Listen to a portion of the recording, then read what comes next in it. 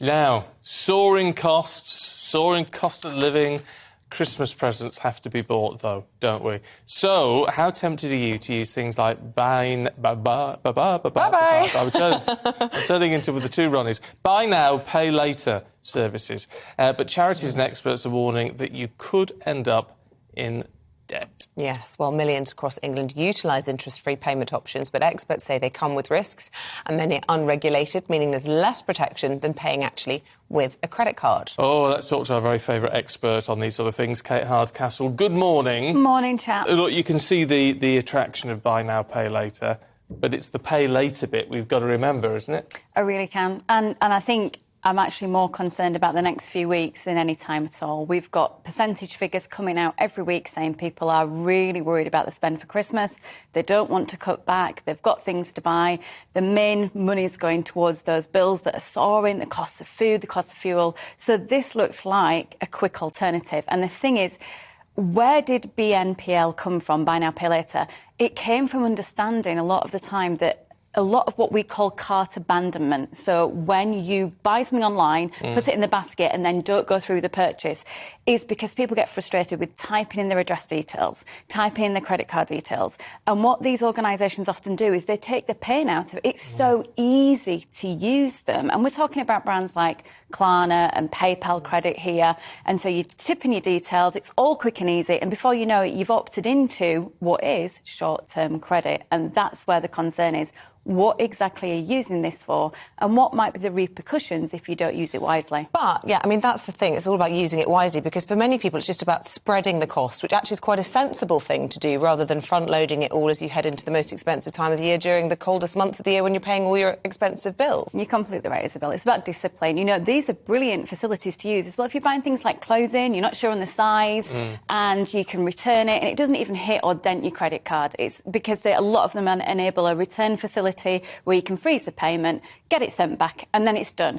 That's great. It's when you suddenly need to start borrowing to pay off this, or you really struggle to pay off it, because there are late fees. There are debt collectors that will come to your door if these things escalate. This is really concerning territory, so it's knowing what it's about.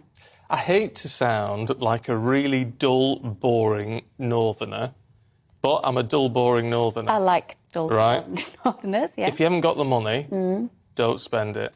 You know, we always used to say, didn't you, if you have to ask the price, you can't afford it. And I think there's that kind of mentality that if this time of year you're thinking of using something because the funds aren't there, when will the funds be there? Are you using it like Isabel suggested? I'm just being savvy with my money, I'm spreading the cost a little bit, I'm taking some of the pressure off. Or realistically, are you using it because it's just not there? And I think that's where you have to start at that payment checkout. But I don't think enough attention's paid to the fact that it is because they're so easy to use. And I think you've got to pull yourself back from that. One of the things I do is I don't let my computer or my phone save any credit card or debit card information. That means I've got to painstakingly put it in each time. And that means I'm thinking twice about the purchase I'm making before I make it. Yeah. Do you know what? I have to say, it just reminds me of growing up. We had no money growing up as a family. But we never... I remember my parents saying Dad was made redundant at one stage and all the rest of it. So we didn't spend money we didn't have. We always, as kids, we still had a nice Christmas. We didn't know any different. And the kids aren't going to notice the same, are they?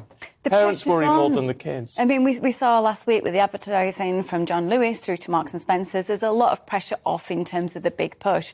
But there's always going to be those conversations in the schoolyard. There's always going to be those conversations about the wreath on the door or how nice your Christmas tree looks on Instagram. The pressure is there. And it's about trying to say, look, I have to do this differently because I don't want the hangover, the financial hangover into next year. And just lastly, we introduced the whole segment talking about how credit cards are actually often much safer. Just explain why that might be a better approach for people than perhaps a BNPN. Yes, BNPL, buy now, pay later, are not regulated. They also don't offer the Section 75, and Section 75 is basically a clause within a credit card use that means you are have extra protection around some purchases.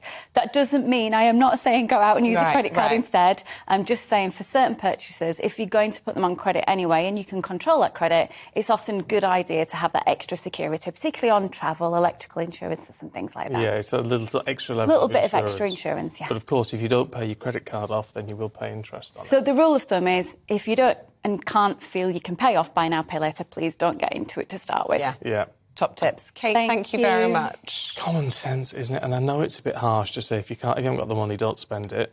But that's the reality. No, but what do isn't it? you know, people have multiple children, people have multiple godchildren, they have nieces and nephews. You just have to go token. And we were doing that as a family this year. We're doing token presents because everyone's just wanting to save money. It's a great call our Secret Santa. Just for 1 year, have that realistic conversation, take the pressure off. It's about Christmas is about family and about spending time together, not about spending shed loads of money.